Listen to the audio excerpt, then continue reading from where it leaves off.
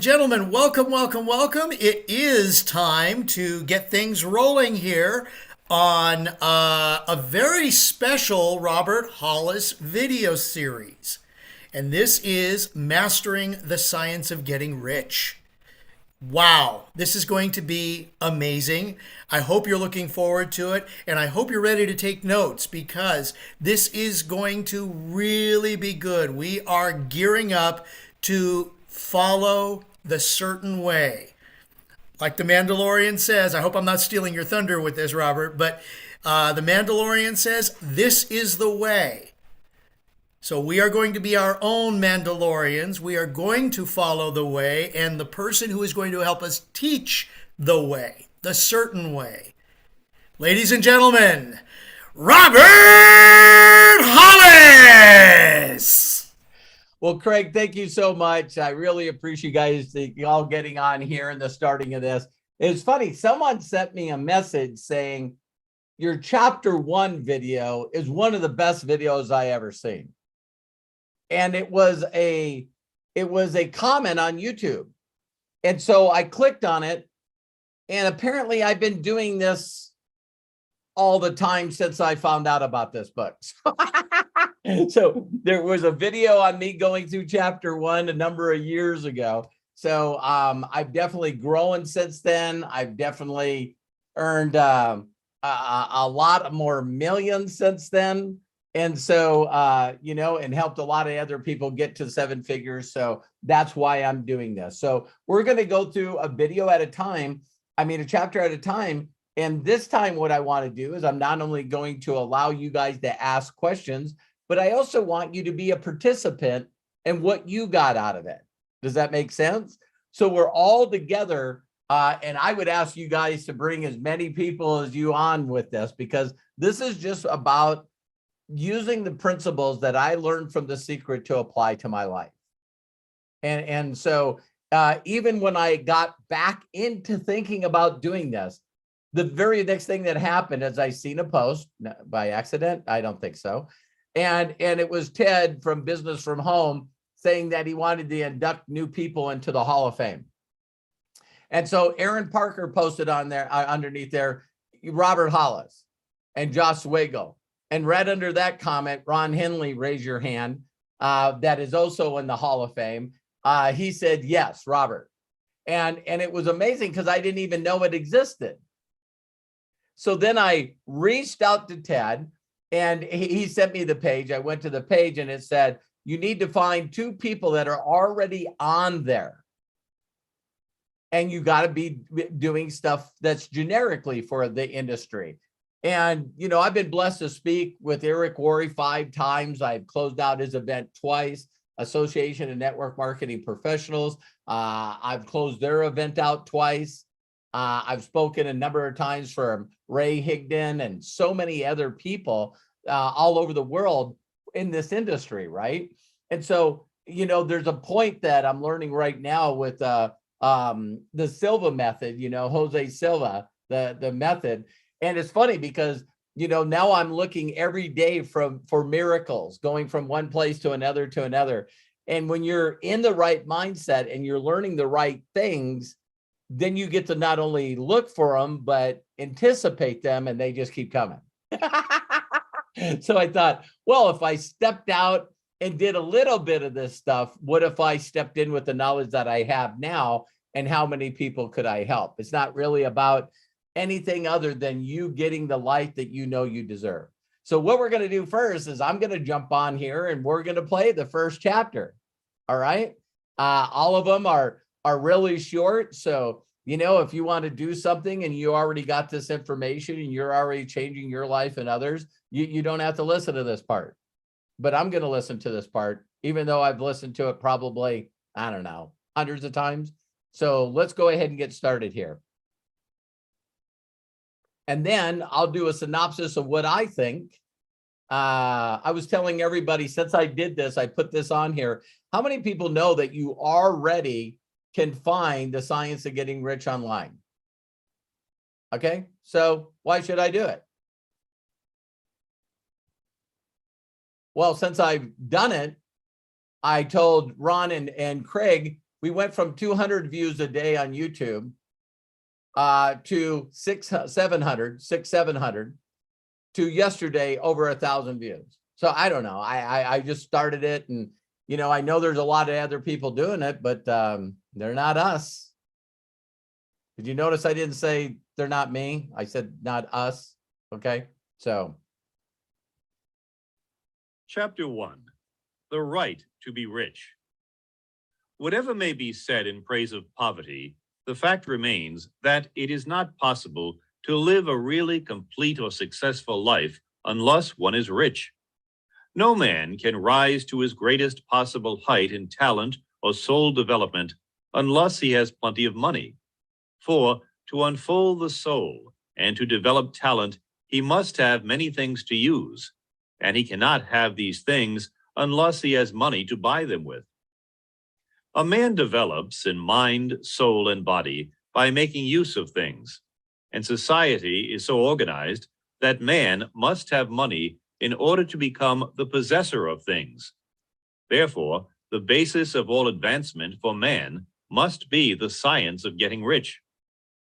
The object of all life is development, and everything that lives has an inalienable right to all the development it is capable of attaining. Man's right to life means his right to have the free and unrestricted use of all the things which may be necessary to his fullest mental, spiritual, and physical unfoldment, or in other words, his right to be rich.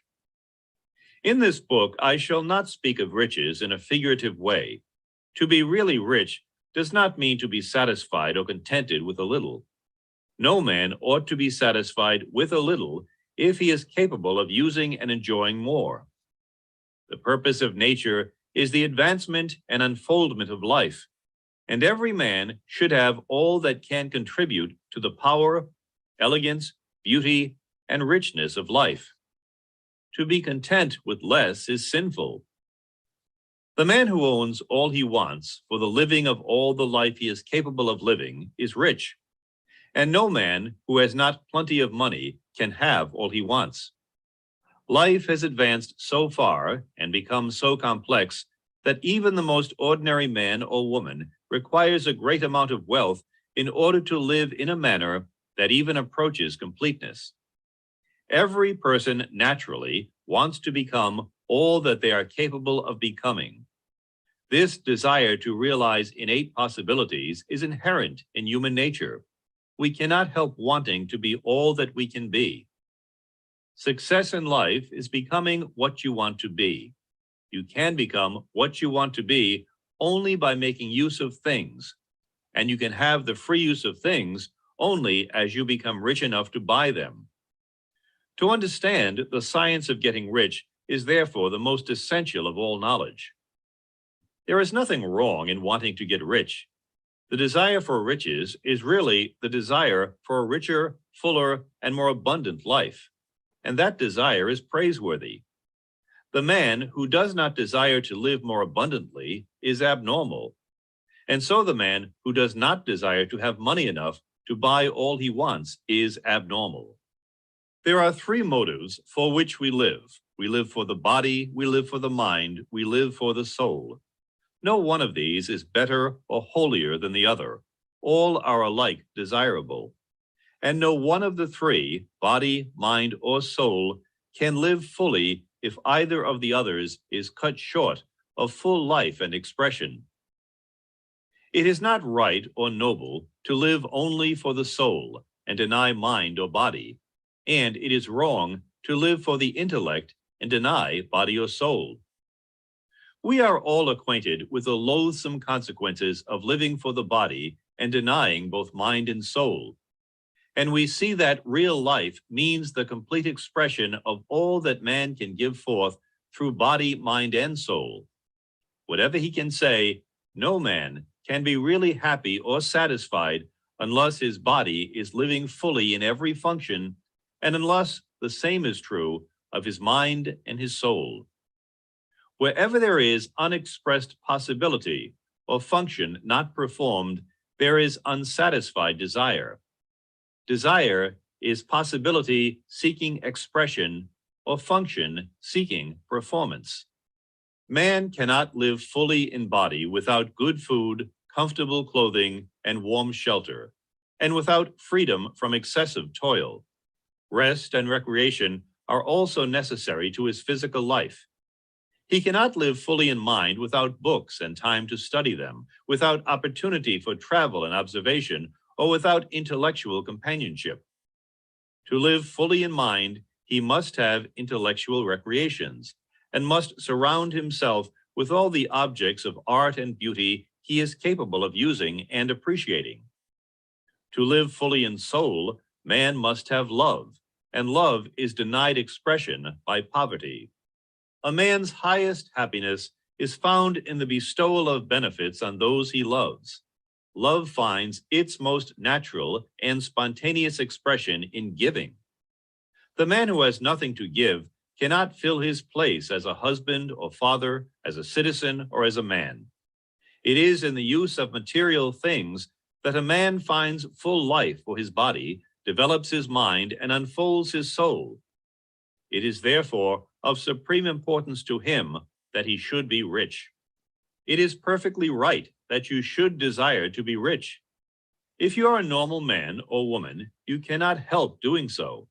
It is perfectly right that you should give your best attention to the science of getting rich, for it is the noblest and most necessary of all studies. If you neglect this study, you are derelict in your duty to yourself, to God, and humanity.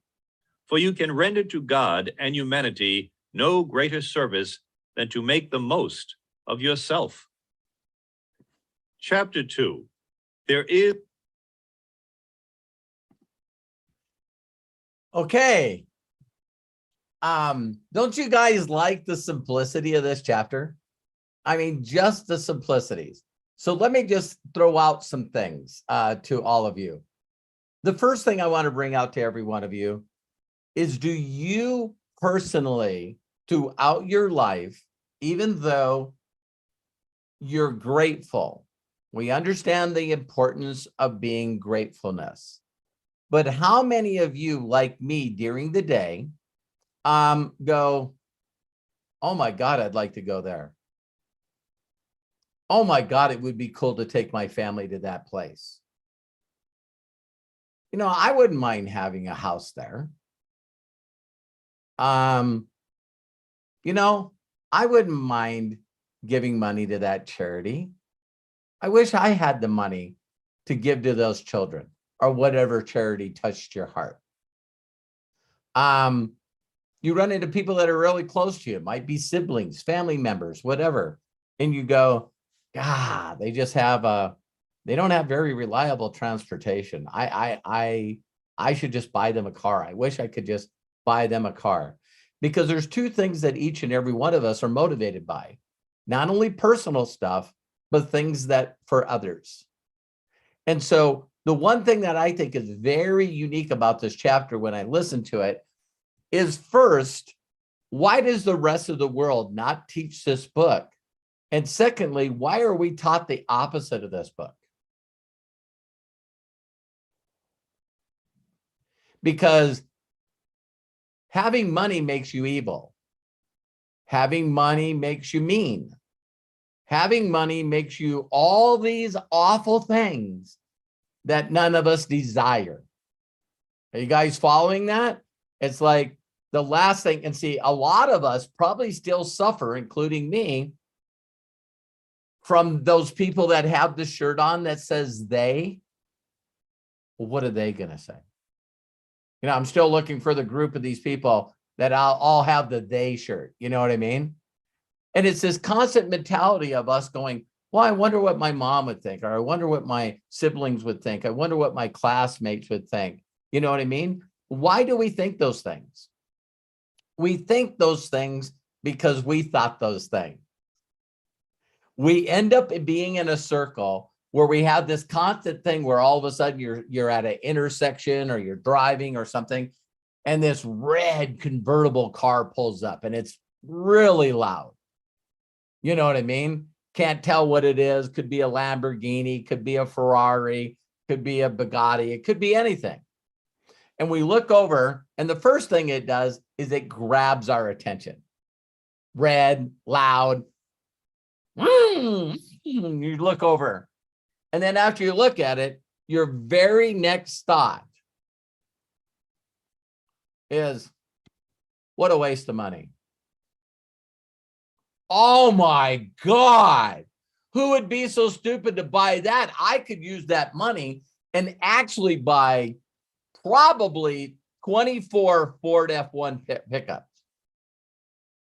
You know what I mean? And you look and see who's driving it. And it's just this extremely gorgeous woman. And she's got to be in her early 20s. And the first thing we all think is, man, she must be an entrepreneur and she must have like work ethic like no other. Now, we say, daddy's girl. We say, she's in the oldest profession in the world. Nowadays, OnlyFans. Isn't it hilarious that we look at that and we want to immediately label the person everything that we don't want to be?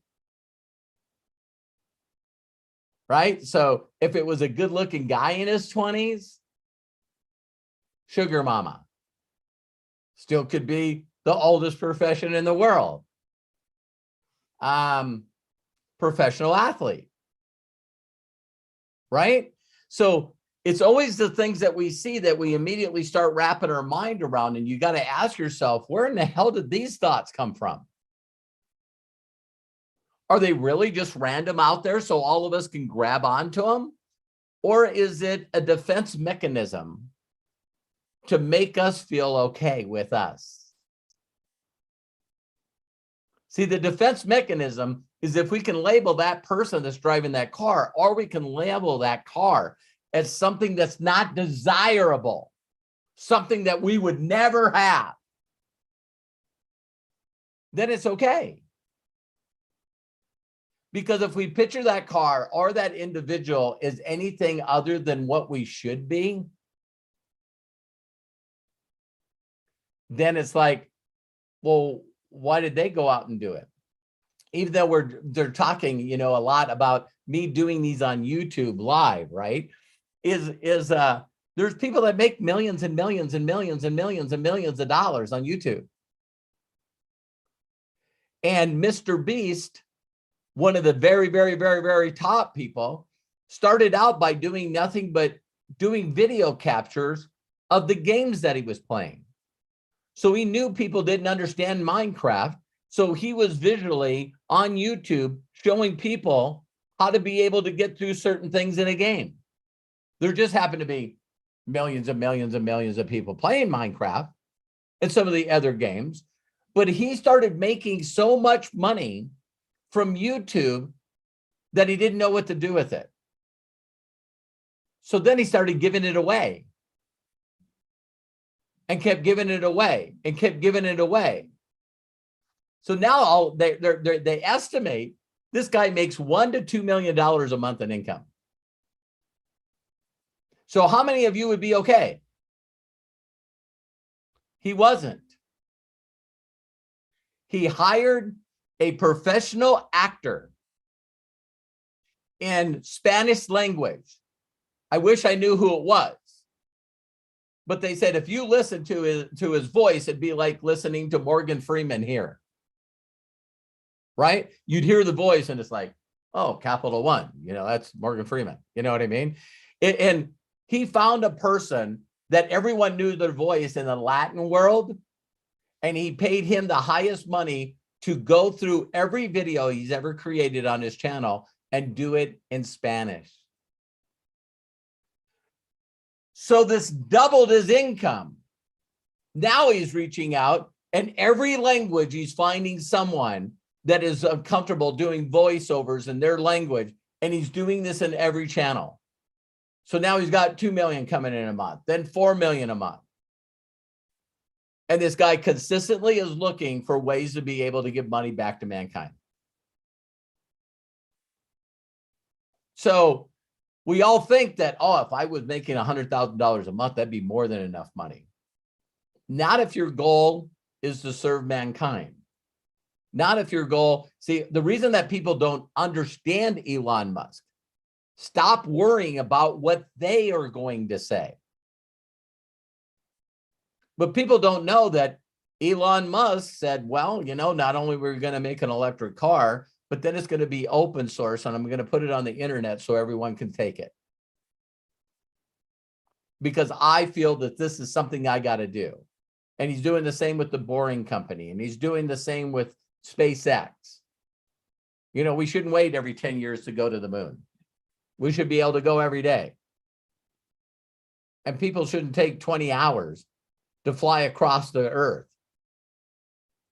Because if we put them in a rocket and it flew up in the air and the earth rotates, it could come right back down and land, and you could be any place you want to go in an hour.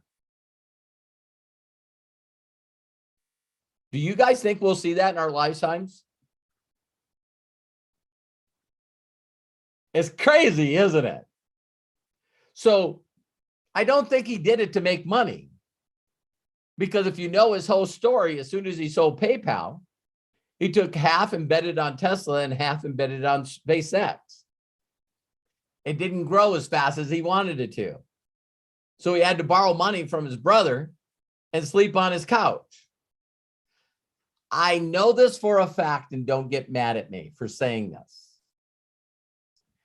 Me and a lot of people that are on this channel that will watch it live or recorded, if all of a sudden you got a windfall of $1 billion, how many of you honestly say, oh, I sold the company after taxes and everything, I got $1 billion.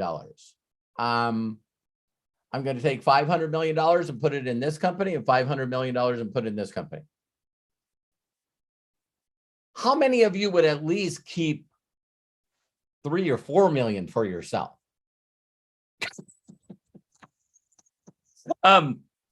This is going to be a joke, but it's not a joke. I have people that love me, that surround me, that are parts of my corporation to stop me from doing stupid stuff like that. Because I'm the kind of guy that would do it. Money just keeps coming to me. I believe in the principles of The Secret. Money just keeps coming to me. Who cares if we blow it all? And Matthew and my wife, hang on. Let's make sure that we're taken care of before you take everything and bid it on something. So the only other things I had on here is desire for more. That everything that everybody else tells us that money is, it's not. You're going to have to work through that. And how many of you actually believe that you could live a better stress-free life with just more money? Is there any of you that would like to get rid of that despair, that worry? Like Henry Ford says, so his kids were trying to prove him incompetent so they could take his company away.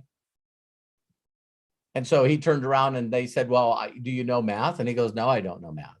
Well, I don't understand. How do you run a business? He says, there's a button on here that says A. I press the A button, the accountant shows up. I tell him what I would like to do, and he tells me whether or not we can afford to do it. Henry Ford's success is from his uneducation. Because he knew he couldn't do a lot of things, so he would reach out to people that did it. In the olden days, you guys, the reason that the cars were so long is because they kept putting a cylinder in front of another one. It's called inline. So it was an inline 1-cylinder, then 2-cylinder, then 4 cylinders. There's 3-cylinder motors out there. And they went to 8, then they went to 12, then they went to 24. And it was Henry Ford that said, man, we got to stop making the nose of the cars too damn long. That's a lot of material. We should take 4 cylinders on one side and 4 on the other. We should make the motor wider and put them like this. And every engineer that lived at that time said it couldn't be done. Can't do it. No way to figure it out. And Henry Ford, uneducated, said these words. Look it up. He says, I've already seen it in my head. I've already seen the cars that are shorter because of the shortness of the motor. I've already seen it. If you guys can't do it, do you guys know of someone who can? Because I guess I just have to fire you guys if you say it can't be done and look for someone that did do it. How many people think you become a little more motivated when your job's on the line? And then all of a sudden we had this thing called a V8. As soon as one person like Elon Musk makes a very safe and fast car and everybody says, okay, that's pretty cool. It didn't take long for Ford to jump on it, General Motors to jump on it, Mercedes to jump on it. Why does every car and make now have an electric car? Do we have enough cars in the world already? Then you got states like California that say, hey, if you have a fuel car, you will not have a fuel car in whatever year it is. So, 2035, you won't have a gasoline vehicle. You'll have to drive an electric. And there'll be people that will fight it, people that will ignore it, and then people that will adapt it. So before we open it up on questions, I think we're all in agreement that when we hear from now on in this chapter, when the person that says the word or the person that wrote the word says man, we do understand that that's woman too, right? So I just, it was written in 1910. Let's not beat them up too much. And then the other thing is I just want you guys to understand the feeling behind it. So now that we're talking about the feeling, here's where people mess up. It's all logical. So it's got to make sense. We got to put labels on it. We got to make sure that that's what makes us go out and say, John, what do you think about this? Corky, what do you think? Renee, does this make sense? That's why we do that stuff, because it becomes the rational thought. I've had some vehicles that I personally have purchased and built. And I'm telling you what, ladies and gentlemen, I felt amazing in them. In high school, I built a V8 Vega. I seen it in a hot rod magazine. Grumpy Jenkins built it. I bought the magazine. I looked at the parts. I made the parts in my uncle's garage. And I put a V8 out of a station wagon into a Vega. That thing was fast. Why was it fast? Horsepower to weight.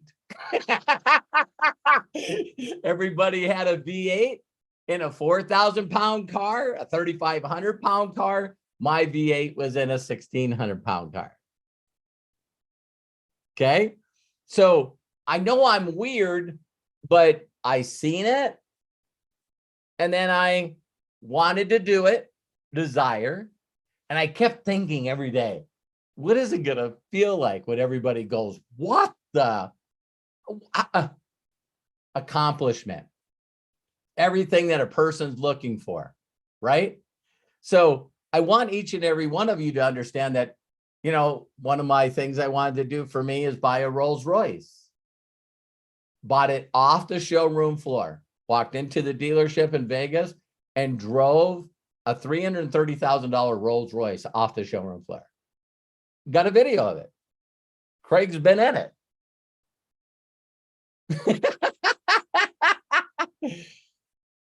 Now, when people pulled up to me, when we were driving in Vegas and people pulled up next to me and in LA. People looked at me different. I felt different. I had a bunch of naysayers that said that I would never do this. If you ask some of my relatives, they go, what does Robert Hollis do? My God, he's all over the internet. He goes door to door, I think, selling skin cream or water filters or something. Remember the girl in the car? They immediately look at me as something that they would never do. So they have to put those labels in. Robert goes door to door selling skincare or water filters. See, that's their thought. Because they don't want to do that, they never would lower themselves to doing something like that. So that means that, hey, they just don't need to do it.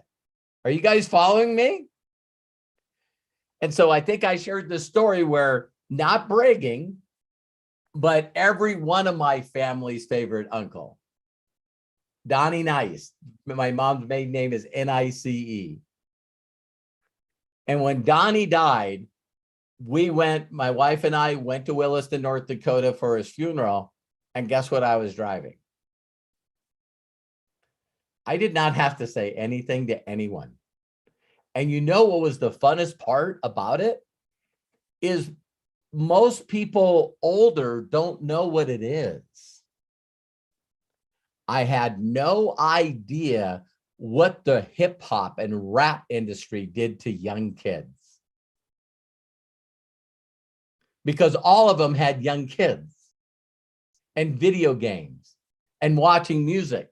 And I pulled that car in and I heard a little kid go, Jay-Z's got one of those. That is a Rolls Royce. That thing's like over $300,000. And everybody else is looking like, what? What the hell are you talking about? I thought it was funny that all my relatives had kids that knew what that car was, and they were going off on their parents.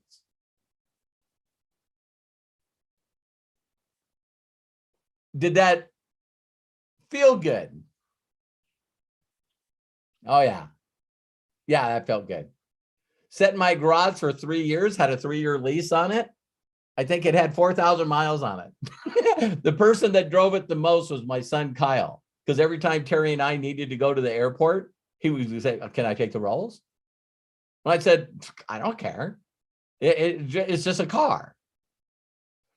So then there's other things that I've done for my wife. There's other things I've done for my sons.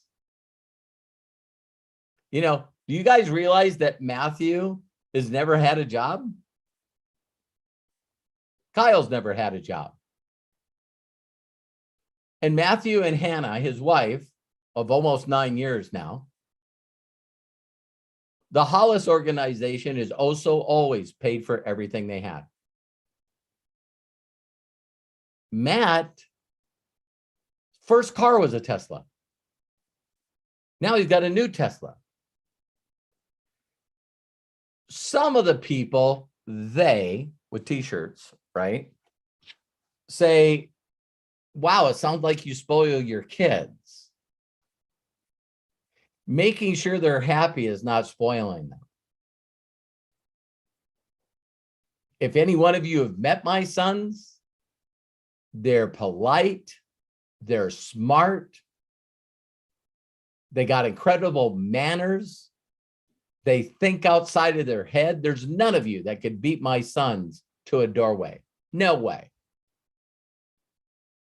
They'd get there before you and open the door before you.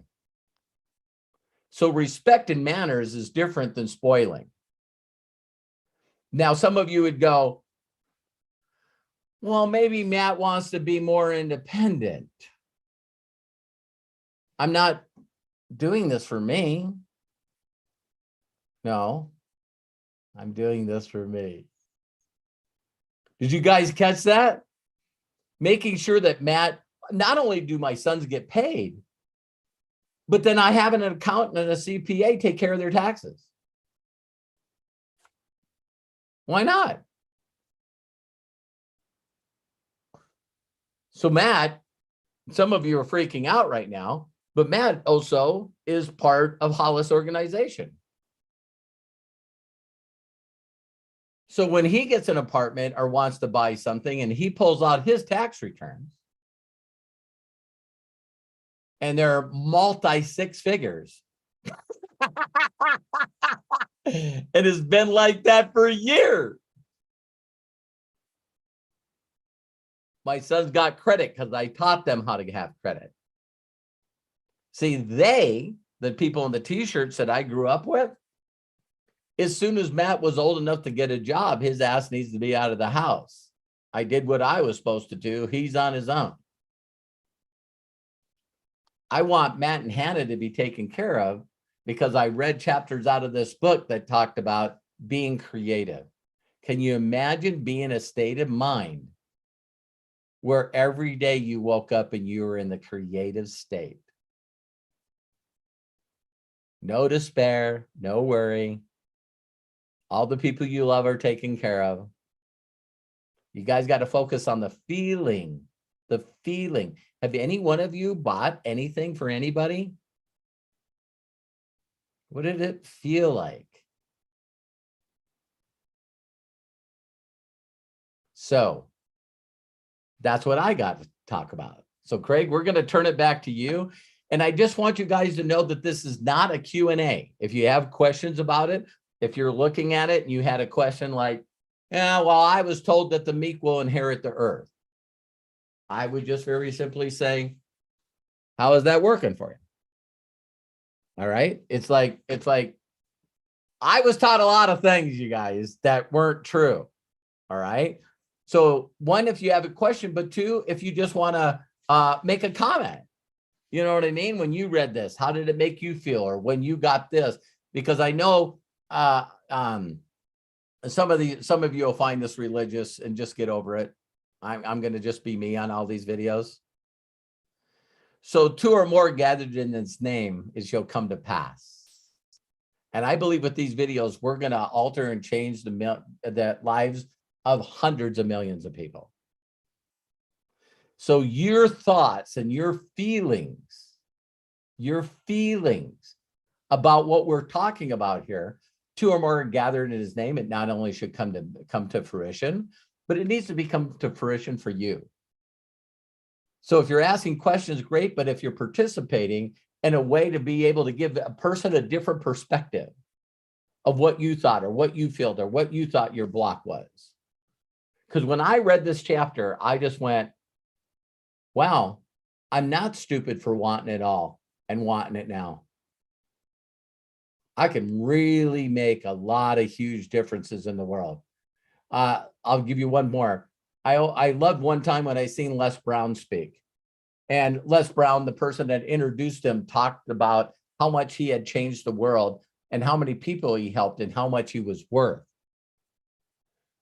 And Les Brown said, you know, it was funny because I'm old and I use mascara to dye my hair and my eyebrows and stuff. And he said, so I stay looking young. But he says, it's amazing that women come up to me in their 20s and 30s and they're hitting on me. And I know I don't look good. And I know that I'm old. But he says, it's funny how women will look at me and go, you know, you got earlobes just like Denzel Washington.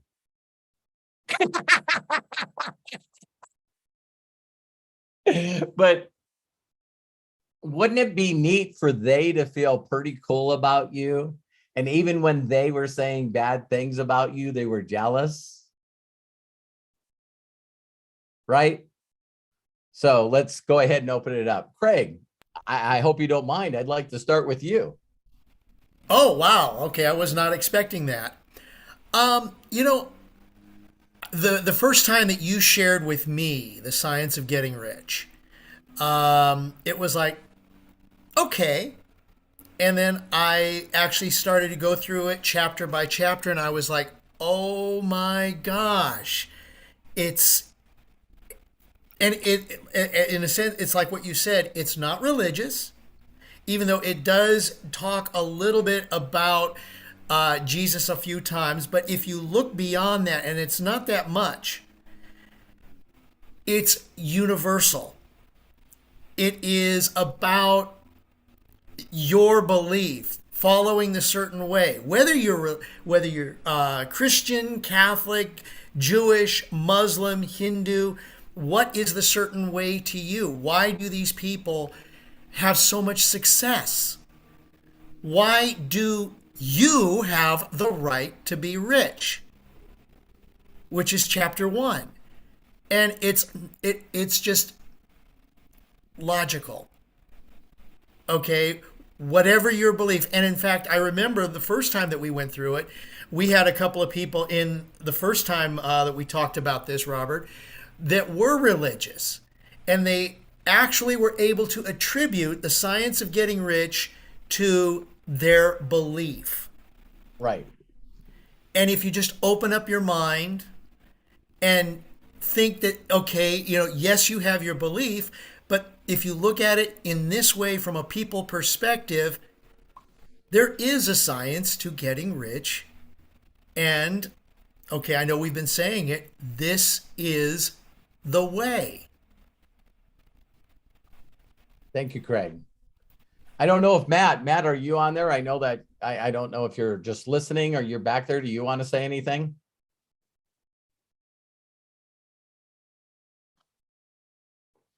I was thinking he might be taking Rue out. They got a new puppy. So now they got Milo, the older your corgi, and now Rue. Matt, you want to say anything? Maybe I got to ask you to unmute. I don't know. Hey, can you hear me? Yeah. Yeah, I don't have my whole camera set up or anything like that, but obviously, like, us going through this got me very excited because sharing this knowledge with people, me and my dad were talking right before we got on here, and it's like, for some reason, things just rotate and you end up hearing the same wisdom that you heard before, but it's at a new place in life that you're hearing it. And it's so interesting how that happens in life. Call it fate, destiny, whatever. It just seems like the science of getting rich is the thing that we're supposed to be going through at this time now, like it just feels that way to me. So it's a really interesting thing when my dad comes to me and goes, hey, listen, I've actually really been diving back into the science of getting rich because, me and him like to share what we're going through for both learners. So I'm like, hey, I've been listening or reading Meditations again by Marcus Aurelius, and here's some stuff I was reminded of, and he's that way with the science of getting rich. So I've just started going through it again too, and it's one of those books that obviously has stood the test of time and not only has impacted people, but in a lot of ways you look back and you see all the different books that have been written, programs that have been invented, videos that have been shot, films that have been created, all because of one man's concept and ideas. And I think that the fact that we're now going through this one by one, last summer we went through Think and Grow Rich a little bit. Yep. And Think and Grow Rich is one of those books that's inspired by the science of getting rich. So I just think it's destiny and fate that we're all here going through this. And I hope that it impacts everybody and everyone's taking notes and listening. Because I think one of the greatest things that we can do as human beings is get on and share how things impact us and those ideas. Like my dad said, this isn't supposed to be a Q&A. And when we did the Think and Grow Rich too, we did something similar where it's like, listen, we're here to discuss the concepts in this book and how they impact us and impact other people in our lives that we share them with. So I just appreciate everybody being on here. Thank you, Dad, so much for setting this up. Thank you, Craig, for hosting it. I'll definitely have my camera stuff set up next time. But yeah, I have been taking care of a puppy, so I'm just all over the place. So, well, I love you, Matt. Matt, thank you very much. Sorry for the noise in the background here, but where I'm at, somebody decided to blow some leaves around. Do a little weed whacking. Yes. Well, why don't we go ahead, and I see hands raised. Okay. Let's go ahead and start from the very beginning. A very good place to start. Sounds like a song that I remember. And Bill Shoemaker, you've had your hand up, so thank you very much. Let's go ahead, ask you to unmute, and please share. Thank you, Craig. Thank you, Robert. You bet. Hey, brother. Thank you for your stories. I had a cousin who worked on cars too. He put engines in Vegas too, and in Volkswagens. But he's no longer with us. And there's one reason, because he couldn't get past himself. It was always about him, and I hear you. and you're the opposite of that now. So thank you I love your stories. So what I got was that, I've read this book over probably the past 15, 20 years, but I just never really studied the book. And what I'm getting now is I've really been derelict in my duty to God. I'm not religious. I believe in the teachings of Jesus, but I've been screwing up, and I just didn't realize it because my programming said that it was okay where I was at, what I was doing just fine. I didn't really have to. And I love your analogy of the what if. That's an Abraham Hicks thing, by the way. What if this? What if I could do this? What if I could be that? Right. But very, very powerful. So I now see it very powerful. I can see where I need to be and where I screwed up. And so this is powerful. Thank you so much for that. I really Thank you, Bill. I got a quick question for you, because I want this to be a mastermind, which, Right. regardless of what you guys might think, what if it's the master's mind? You know what I mean? So mastermind. So, all consciousness coming together. What did you feel, for those of you that are religious? You're not ashamed to say that you're religious. How did the sentence that said, by you not being what you were created to be, as a sin?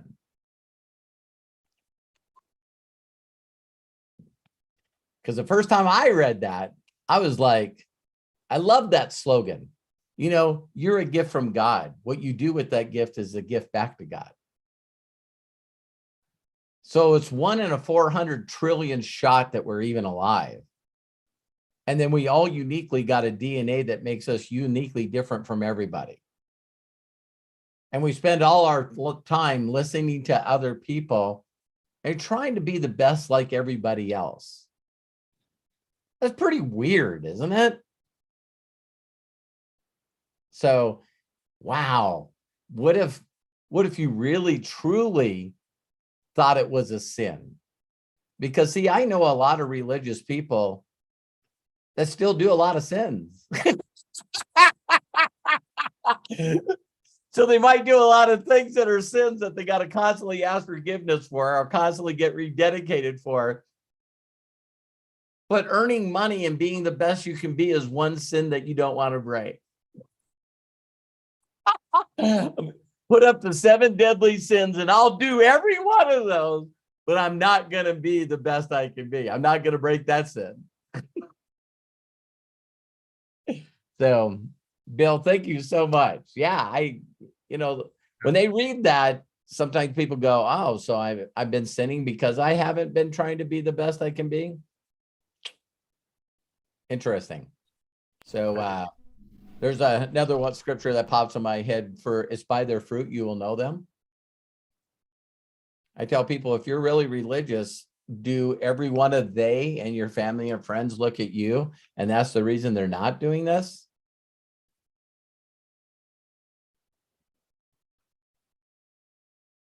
They're not telling you. They're like, dang it, man, you get in every program that's out there and you never do anything with it. That might be a unique way to get people to ask you what you believe in, is if you actually left clues. So thanks, Bill. Craig, back to you. Yeah, thank you, Bill. In fact, if I'm not mistaken, in the book, or at least the way that it was interpreted that I heard it, it was like, doesn't God want you to be rich? So, and the way that this book teaches you, again, sorry for the crazy noise. We can hear it. It sounds like a stereo, though, because he's moving around. So it's yeah, he is. But I mean, if he wants you to be rich, how are you going to get rich? And the book tells you how to get rich without taking advantage of people. And that's another thing that is brought up in The Science of Getting Rich. And I'm sure we're going to go over that in the later chapters. But anyways, had to follow that up. And it was thank you, Bill, for bringing it up. Lisa Marie, I see you have your hand up too. Let's go ahead and unmute and please share. Hey guys, Hi, Lisa. How are you? I am so excited about this. Um, Hercules. I know I am so excited. This is I have been waiting for this, I think. But let me tell you, when the first time that I was introduced to this book was through Melody's course. That there and I'm telling you, at first it was way over my head. I did not get it. It's like I didn't get it. And I had to read it several times. But then when I had to go live and do each chapter, oh my freaking God. I mean, that put me outside my comfort zone big time. But I got over it and I ended up doing 2 book clubs on this. But I have to tell you, I still have not had it. I don't have it mastered. Otherwise, I would not still be in the same situation. Right.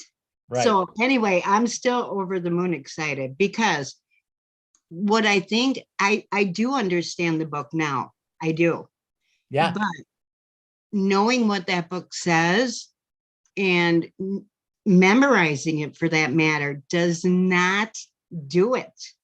Nope. You have to live by those principles. And that is what I admire about you. Well, I love you, Lisa Marie. I remember when we used to all get on these. For people that don't know this, I used to put together, we were on them all the time, and we're going to do the same thing, is help people go through breakthroughs of each part of it that they don't believe for themselves. And when they believe, so if you guys see Lisa Marie getting emotional, we've just known each other for a long time. So I'm proud of you. Yeah, I know that you keep getting better. And so thank you, Lisa Marie. I thank you for the kind words. I love you so much. Thanks. But I do want to say more. I'm not done yet. Oh, you always set me up like that. Sorry. But just reading the book, I have to ask you, your videos that you did on each of those chapters, that freaking got me. I mean, that got me hook, line, and sinker. Or do you know what I mean? Yeah. Your don't ever get rid of those. I want them. I want them because they inspire me. Well, thank you. Thank you. They do.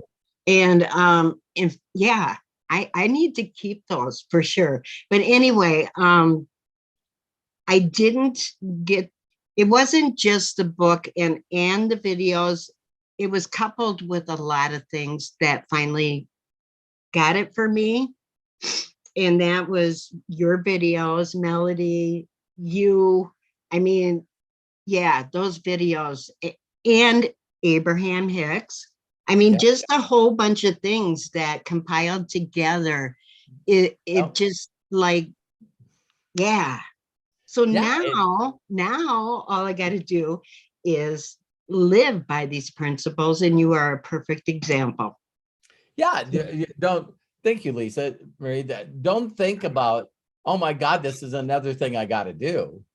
No, I look forward to it. I never really read the 3 chapters in a row. I've been reading this book for, ever since we've known each other, whatever, not consistently, but I sure the heck am now.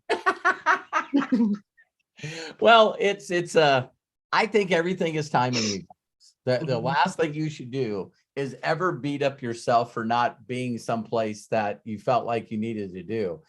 Stop beating yourself up. Stop sabotaging yourself. It's like, oh my God. And you guys know me, I'm human. So I do it too. Mm-hmm.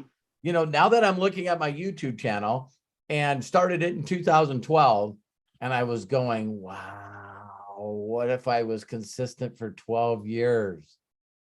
I wouldn't be looking at other people's channels with 1.9 million subscribers, because I could be looking at mine. So that's right. And you know what else? I want to say one more thing. Fear stops us so much, because if it weren't for fear, and nothing against you, how much I love you and how much you mean to me. if fear wouldn't have stopped me, I'd have been doing exactly what you are doing right this second. And Yes. I would have been doing it with this book. So it's just like, Well, someone asked me a question, Lisa Marie, and this is really cool. There's a guy named Daniel. He's the one that does the voiceover for all my videos on Spanish.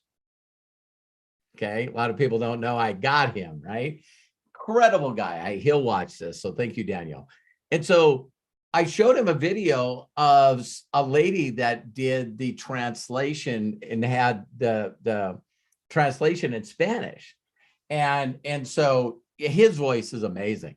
And he goes, well, listen, if that video's already got 1.9 million and she actually read the book already, then maybe I should just promote that book and not do it. So you guys, I used to teach a course called Six Figure Marketer. And what I requested people to do, like Melody and like Lisa Marie and the people that were involved in it, is them to do reading the chapter on a video and posting it online. And so, because it made you go through a lot of stuff and you work out of that. So it was just amazing. As I said, well, listen, if the science of getting rich says there's enough for everybody, that will be in another chapter, the advancing person. It's like, oh, there's 8 billion people on the planet. 8 billion people don't know about this. So I'm sure another video by me, that will never be seen. It's like, are you kidding me? Everybody that's on here should be doing some kind of video online, some kind of content online, because me and Matt were talking about this, not to get off track, but if you want urgency in your life, the way that this AI is advancing, there's going to be people that people love to talk to and people that people don't like to be talked to. The human experience is the only thing that the AI can't take away from us. It's gonna be a while before you can get on there and it's like, the II said, Lisa Marie, I love you. I'm so proud of you. I'm so happy that we've known each other all these years. It's gonna be a while before the AI not only has that connection with Lisa Marie, but can actually say it where she knows that I believe it when I say it. I do. You're amazing.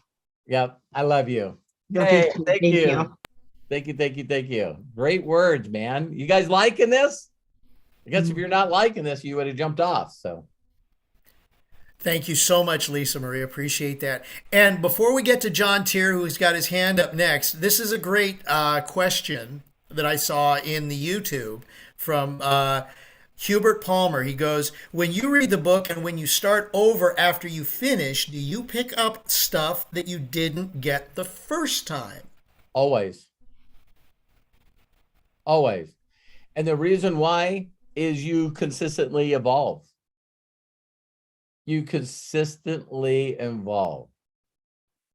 So, when I met Terry, there's a lot of things that we did together that we don't do now. But I'm more in love with her now than I ever have been. Some of you understand that. Some of you get it. It's like you grow up.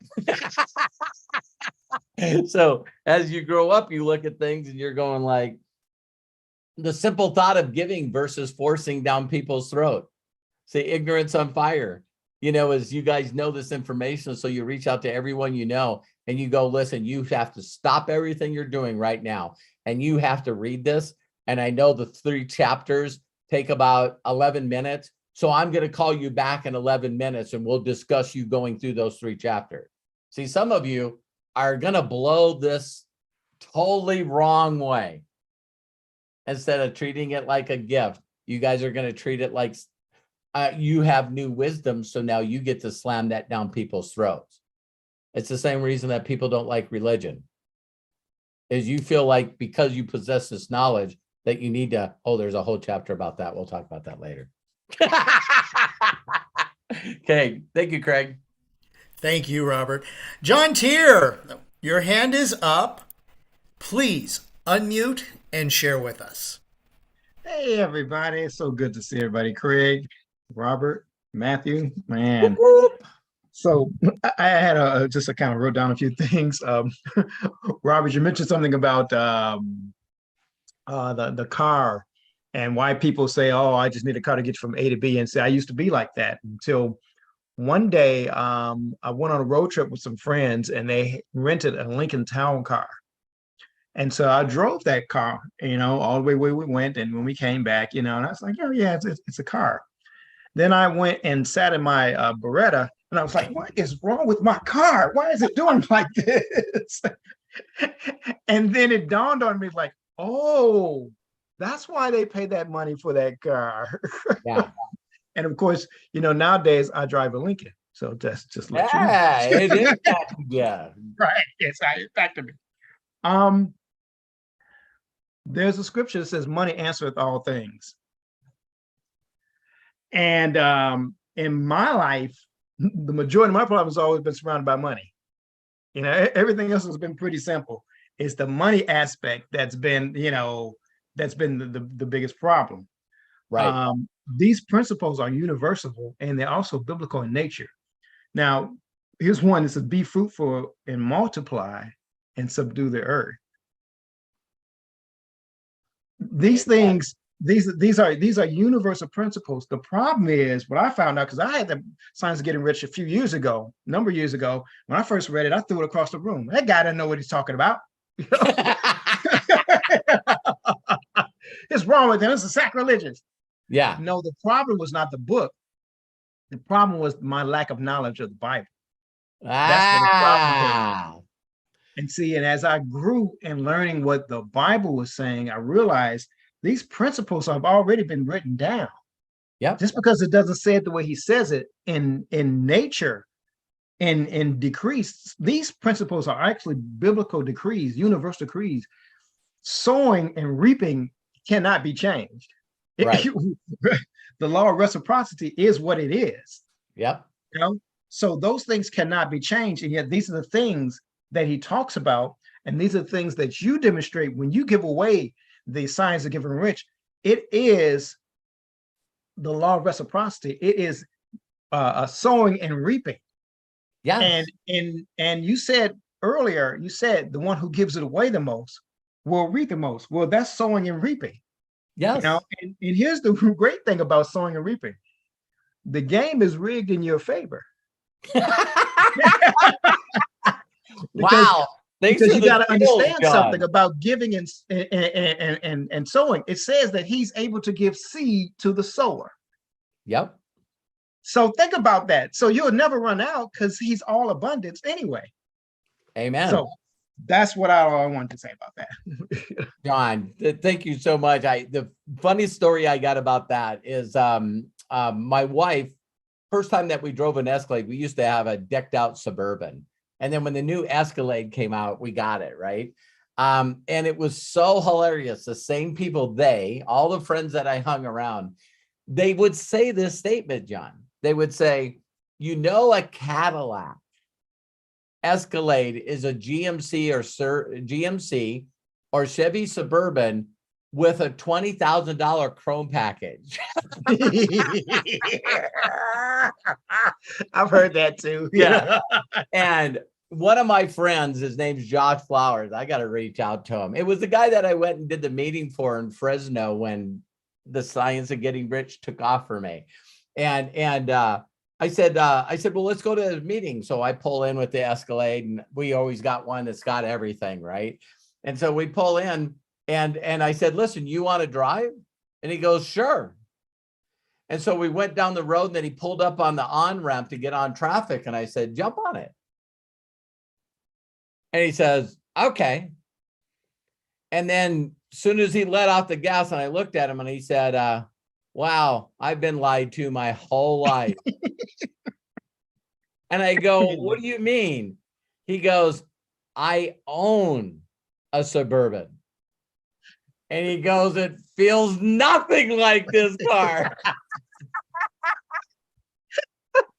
Like, doesn't have the solid axle under the back with leaf strings. It's independent rear suspension. It's Right. like the way it moves. Cadillac makes their own motors. They don't use anything that General Motors or Chevy has. So you're right. You're right. It's the perception that, hey, if someone else, again, like I said in one of the other videos, the reason that my family and the people that I love deserve the best of everything is because I switched my paradigm, and the people that made that Rolls Royce have skinny kids. So I deserve the best food. I deserve the best resorts. I deserve the best cars. I deserve the best computer. I deserve the best of everything, because that allows me to help more people faster, more efficiently. And I gotta, success leaves clues. I want people to look at me and believe that a dyslexic auto mechanic can do this, and so can you. Listen, a friend of mine took me to a restaurant one day. It was Ruth Chris, and I had never been to Ruth Chris. Wow. And at that time, that was a number of years ago. And when they brought the steak out, it was still sizzling on the plate. And I was like, "What is this?" Yeah, and the steak does taste different than it does at Denny's, or at Perkins. You know what I mean? I every once in a while we have to stop there because we're doing some road trips or whatever, or Perkins, and I look on the menu and it says steak, and I went, okay, I'll take a steak. That's not a steak. I don't know what it is. But I've eaten steaks and it changes your perception. Yes. So, John, thank you very much. Alrighty. Yeah. John, thank you again. Great. Corky, I see you got your hand up. Scott and Dana, you guys are coming up. But Corky, let's go ahead, have you unmute, please, and share. Hi there. Thank you. Hey, how exciting. I'm so excited for this. So excited.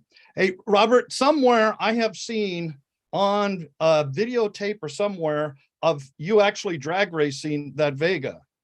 Yeah. It's out there somewhere. Years ago, I saw it. It was your Vega.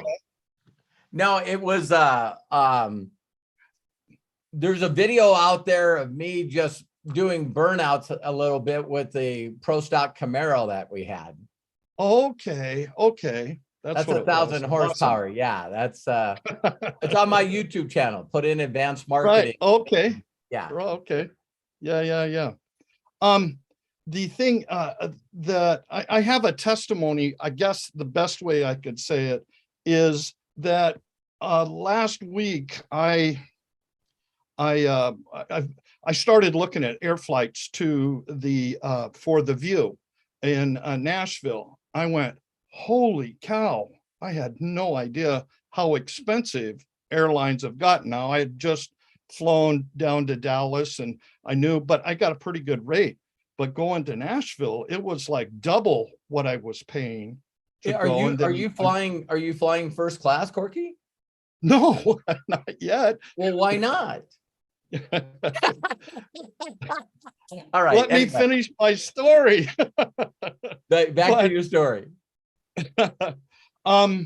So I was looking at him going, there's just no way I can be doing this. There's no way that we can fly. I'm bringing my wife, and the Sunday is our anniversary.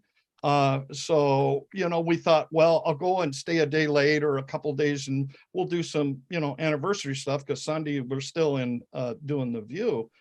But I went, I started thinking, I don't think we can do this. It's like, that's a lot of money justifying. Then you look at hotels are $200, $300. So, gotta eat. Gosh, it started to add up, but my wife even goes, yeah, she's like, really, like, she's the one in my life. Let's just, she's a little more hesitant on doing stuff like that, spending that kind of money. And I said in my mind, all I did is make the turn because of what I've been doing since then. But my first reaction was to go, no, it's not going to happen. There's just no way I can, justify that kind of money. But then Saturday on the AMA, you had shared something with me and I dove into it. And actually, I'm going to share my heart too. I trust God. I believe in God and Jesus. And it says, but Proverbs 3:5 hit me, and it's the verse you gave me, is trust in the Lord with all your heart and lean not on your own understanding. And that's exactly what you were talking about earlier. Yeah. That afternoon after the AMA, I got it out and I started reading it. In all these things, acknowledge him and he will direct your paths. That's the next verse. So Yeah. I just trusted that. I said, okay, whatever is going to be is going to be. And that afternoon, I got a call from a friend of ours that's a travel agent. She says, I hear that you wanted to go to Nashville. I've been digging at flights. I couldn't find anything, but what I can do is I'll give you a companion thing. I have one I'm not going to use. We're going for $300 a piece. Yes. Tell me. Now I'm unstoppable. I'm going to church with tears in my eyes the next day that I am highly favored. I feel highly favored in this. Yes, you are. It's Corky, just thank you for absolutely blows me away. You know, Corky, when I started this course, I thought of you because the reason I thought of you is because you and I are looking for an angle for your marketing. You know what I mean? And it's like, did you know that Santa gives away gifts all year round? Yes. Yeah. Yeah. And people are like, what? And then they plug Right. on, and the gift that you're giving them is the science of getting rich. Right, exactly. No, I that's the way I've been thinking about it. This has been a total paradigm shift. There was another thing I was going to add to it. It'll come to me. I like it when you say, yeah, it'll click in a minute. But Thank you, Corky. yeah, it's just been amazing. And now I'm ready to really, really take off and go. This Yeah. is this Little this miracle. got me to that next level. This Yeah. got me to that next level, and God knows what I need. I mean, Of course. you know, so Of course, to he filled start he to- filled your heart with joy when you were being Santa to all those people that loved it in TikTok. He's got a bigger dream for you, that's for sure. right. Yeah. Thank you. You bet. Craig, back to you. Thank you, Corky. And Robert, what is your favorite phrase that Corky kind of alluded to? Uh-oh. Because my first favorite phrase I think of is if what You know, are. you are amazing. You are blessed, Oh, highly And favored, highly favored. Red, and yes, deeply yes. loved. Mhm. Greatly blessed, highly favored, and deeply loved. There we go. Yep. Thank you, Craig. Yeah, you had me for a second. I'm like, I was in the secret frequency. You're like, what's your favorite thing? I'm like, Yeah. I just got one more real quick thing. Part of what I started to do is in this process, because of what this taught, is I was envisioning hugging you, Robert, hugging you, Craig, hugging you guys when I got to Nashville. That was, I put the feeling in it, like it's going to be wonderful to meet some of these people in person that I've been here and giving them hugs. And I may get a little teary. I'm like that. So nah, I'm please stay that way. Please stay that way. I'm that way. So can't wait to give you a big hug in Nashville. That'll be cool. Okay, Craig. Thank you so much. Scott McKinney, good timing for you to sit down. Please open up your mic and share with us. Hey, thank you very much, Craig, and thank you so much, Robert, for hosting this, the science of getting rich. You know, like you and John Tier said, I mean, it runs a lot like the Bible, you know, but it's written in a different way, but there's giving, sowing, and then reaping. So it truly is a gift, and I'm loving it. Awesome. I feel like when I'm going through it this time, like you said, I'm a new person. I'm at a different place, and it's really, really not hitting me just here, but really right here. Yeah, the chapter that someone made a comment on was, I said, see, I was in a different place a few years ago. And Right. guess what I titled chapter 1? Going from your head to your heart. Mhm. And I did not want to listen to it before I jumped on this because I don't need my old thoughts on how to use the science of getting rich. I want to use my new ones. Exactly. And I love what you said about I want it all and I want it now. I want it all. That's another and I want good it song, now. isn't it? Yeah, that's right. So I'm going to get directly to my question here. And my question for you is, what's the best way to hold on to that creative feeling of it coming in and like it's already in now, and then being patient for it to come in without going back to your old ways of thinking, your old ways of doing? It's just, there's another scripture you guys might all like, is called the consistent renewing of your mind. Right. Okay. The reason how I renew my mind is through my ritual, RICH-UAL, ritual. And it's funny, science of getting rich, ritual. And Right. it's in my constant thoughts, Scott, all the time. I get jacked up and I can't wait to share stuff with people because as I'm going through it, it's catching me. And I go, I can't wait to share this with so-and-so. I can't wait to share this with so-and-so. I can't wait to share this with so-and-so. I hope that some of you, as we're doing this, want to make sure that you do your best to get more people on it tomorrow. Yeah. The thing is not to keep this. It's like, wow, I know some people, he's on here. He's not talking about marketing. He's not talking about, product. He's not talking about anything. I'm talking about the science of getting rich to help you become the person that you've always wanted to be. You know, it's in there. Yes. So Scott, the answer to your question is I keep plugging this stuff in my head. Just keep So when I plugging it in. plug this stuff in my head, it gets me away from the thoughts. And then when I get away from the thoughts, then I start becoming too creative. Maybe I might shortcut something, and even being stupid enough to actually think that I could replace this gift with a free enrollment in a company with technology and an app.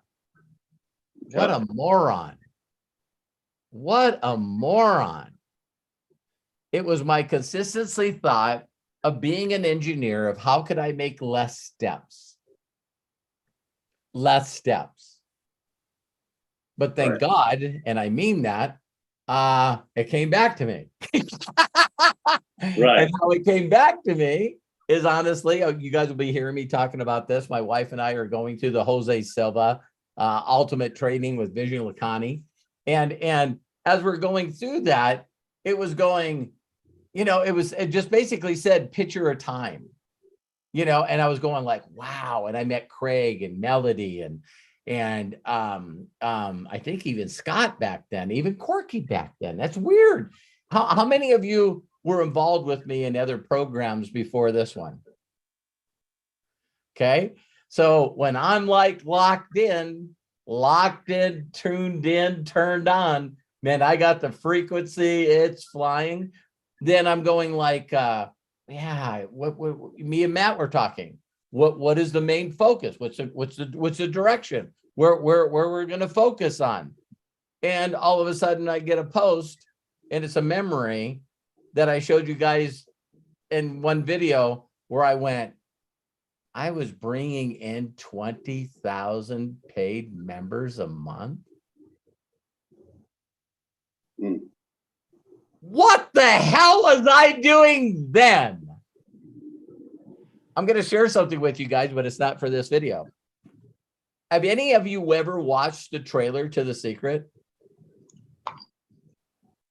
Do you guys know that people would introduce me for a presentation?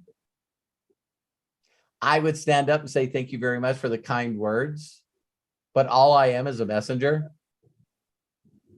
And if you got a couple of minutes, I want to show you a trailer. And I showed that trailer before I did the presentation. And people were sitting in the room going, I want to know the secret. And I went, hey, I'm not only going to give you the videos and the audios and the free book to The Secret, But let me really quickly share with you in a couple of neat examples on how I'm using the secret to not ever work for anybody. Yeah, I definitely wasn't about the product. So thank you, Scott. So that's the answer to your question. Every time Yeah, you're feeling, we all know that we got these curves that we go through. right. How many people know when their productive time is and their non-productive time is? Your non-productive time happens 10 minutes after you should have plugged back in and tuned back into the station. You know when that is.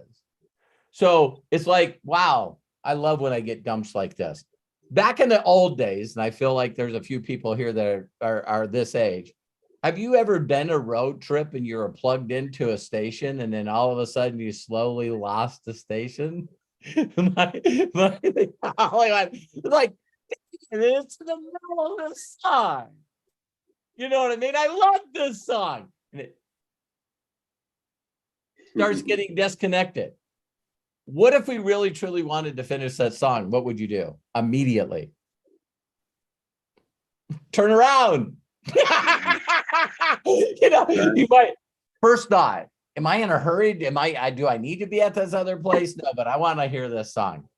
And you would turn around in the freeway and you'd drive back until the signal kicked in so you could finish the song.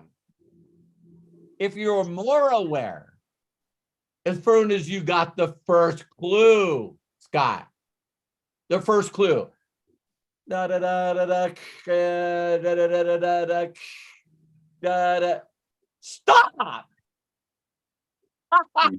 soon as it started going, you got clues that you're getting off track.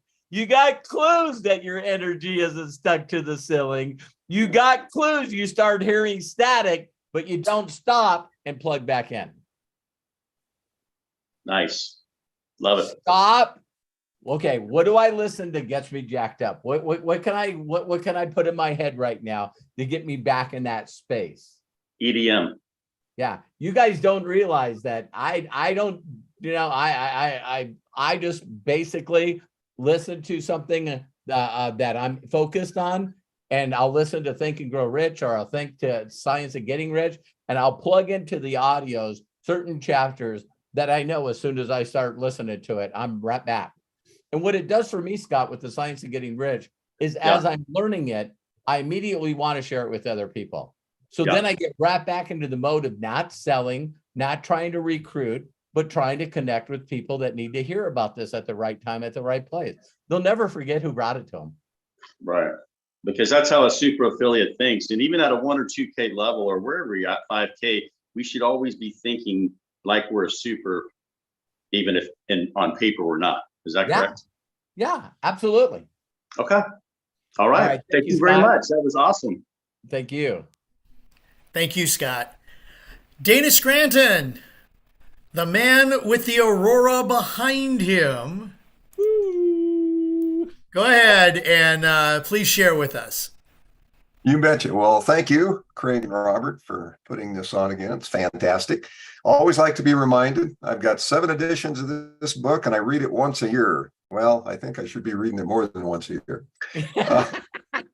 This book is rather interesting because a lot of people teach it. They get into various book clubs, or they do YouTube videos and so forth. But, I found most of the time after reading it so many times and applying the principles that when you teach it the first time,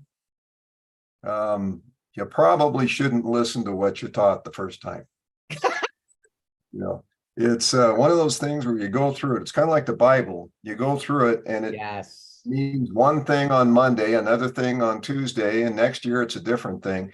And it's all a function of your experience and how you apply what you learn, as long as you keep asking the question, what does this mean? How do I apply it? And how do I see that I am getting, I'm going to call it a reward, but reward for what I did? What did I bring to the world because I knew this?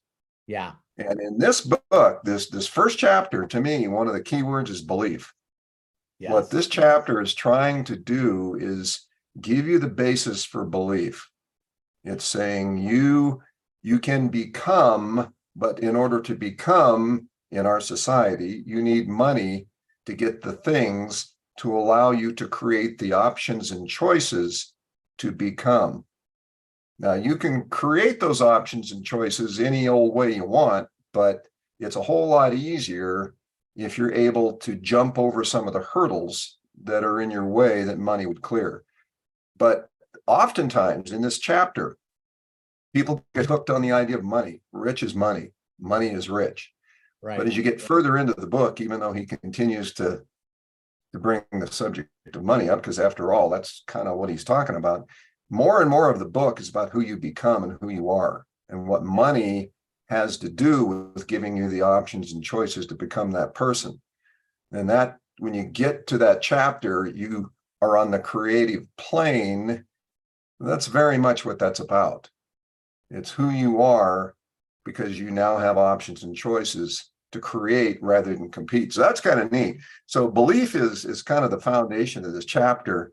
And the thing about the other chapters that are going to follow here is what they ultimately end up helping you achieve is knowing. There's two different things here. Belief leads to knowing. And the only way you know is when the belief produces a result that proves your belief is valid. So what Wattles is trying to do here is he is trying to set you up in the beginning to believe that money has value as a tool to create in you more, so that you can become more, so you can be, do, have, and give more. And you start to believe it because now you're looking around and you're seeing proof and you're starting to think differently. And then when we get into these other chapters that Robert's going to teach, because man, he's really qualified to do this stuff, there's going to be chapters where, wow, thinking in that certain way. And then there's the tough one for most people, acting in that certain way. But when that starts happening, it starts coming together, and its belief starts to become knowing, because you see results. You start to see those little things that happen. It's like, whoa, let me sit back and be grateful for whatever the heck that little red bus was that just ran over me. What was that teaching me? As opposed to, that's SOB. Why didn't he turn on his turn signal? Oh, no. So this book can influence your thoughts in a lot of ways if you really allow it to sink in and work for you, like it's worked for Robert. But yeah, this first chapter is so pivotal, but it's oftentimes ignored because it's about belief. Yes. And and when people, I'm tangent here, I've talked to a few young people I know about this book, and boy, they get excited because of the title, Science of Getting Rich. And they read that first thing, and you know what they interpret you have the right to be rich to mean? They are entitled to be rich. Why? And that really set me back. And I thought, wow, that's true. There's an entitlement attitude. And this book gives you the opportunity to create in them the respect for who they are. That's what this book can do. And so when you read this book, it's all about teaching it to somebody else. You said that. Yep. And it's like the Bible. The only reason the Bible is any good at all for you, unless you're in a cave somewhere, is what you get to do for others with what you know, what you believe, because that know came from putting belief into practice. Well, that's my tangent for the day. Thank you, Robert. Thank you, Craig. Thank you. Dana, thank you so much for jumping on here. There's never been a time that I've had a discussion with you where I haven't enjoyed it. Your perceptions, your thoughts, everything that you put into it. Thank you so much for contributing to this. I hope you can jump on as many as you can. How many people got quite a bit out of what Dana said? It's like, yeah, it's like, I mean, this guy will bring me to tears all the time because he said such nice things about me and my creativity and the things that I've created. And, I just love where he comes from. He comes from a different perspective. And I always enjoy it, Dana. Thank you so much. Thank you. Craig, I think we're going to go ahead and close it out. We got 3:30 right on the nose here. Not that every one of these will last 30 minutes. I mean, an hour and 30 minutes. But I hope you guys really enjoyed this, and the participants that jumped in and added in. I just want you guys to know that you don't have to do that. I've been in many stages in my life where, not only did I want to learn, and I didn't need to participate because at that point in time I was just too learning. My belief in my being enough and feeling worthy. Why would anyone want to listen to me? It's that whole thing. So don't beat yourself up on that. And then the people that did participate, I'm just so proud of you, for your bravery. And, one of the things that we can take away from what Dana said is, the way we can really touch a lot of people as fast as we possibly can is making sure that you guys all tell people, guy, you got to not only watch this, but guess what? Make sure that they're plugged into the chapters that they can be available for, live if they can. So, the key to this is one of the things that Matt said, we're all participating in this right now because it's so needed. Oh my Lord, it is needed more now than my 61 years of being on this planet. You got a whole group of people, like Dana said, that whatever way that they were brought up, that they feel entitled, that they're always going to be depending on somebody else. I don't think I've ever said entitlement that way.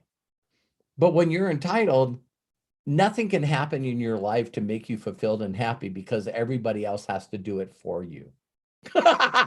You have, and I think sometimes conservatives take it too far the other way, where it's like everybody on the planet needs to take personal responsibility.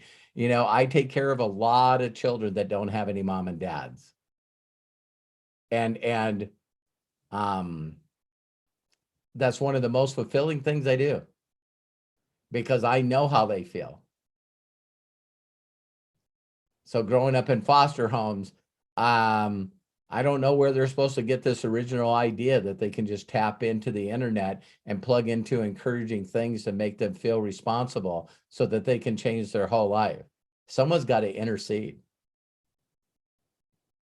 A person needs to intercede. And Sean did that for me. Sean put me in front of somebody that knew this information, that shared it with me, that had documentation, and now I've been able to touch millions and millions of people. So don't keep this, share it. So we'll see you tomorrow at the same time. Any last words, Craig? Well, I would just say, please share this video with everybody that you can. The link is, of course, at the top of the URL, and if you share it on Facebook, it'll pop up and it'll come right up. We will be posting the link very shortly for tomorrow. And tomorrow, I love the way that, and you put it out really nicely, there is a logical sequence to this book. And so, people think the science of getting rich. What is this? I mean, yes, you have the right to be rich, but what do you have the right to? Well, there is a science of getting rich, and that's chapter 2. That's what we're going to go over tomorrow, right, Robert? Yep. All right. So 1 p.m. Pacific, 4 p.m. Eastern. Please join us. We'll post the links, and we'd love to see you back with us again on our next video on mastering the science of getting rich with Robert Hollis. Ladies and gentlemen, thank you so much for joining us. Please be good to yourself, be cash, and bye-bye. Thanks, Robert. That was awesome. Thank you, Robert. Thank you, Craig. Thank you, Robert. Oh, I'm sorry. So bye, everyone. You can unmute yourself if you want to say goodbye. Or did I? Thank you, Robert. There you go. Have a great evening, See you y'all. tomorrow. Bye-bye. Thank you, Love you guys. Bye. Appreciate you. Excellent.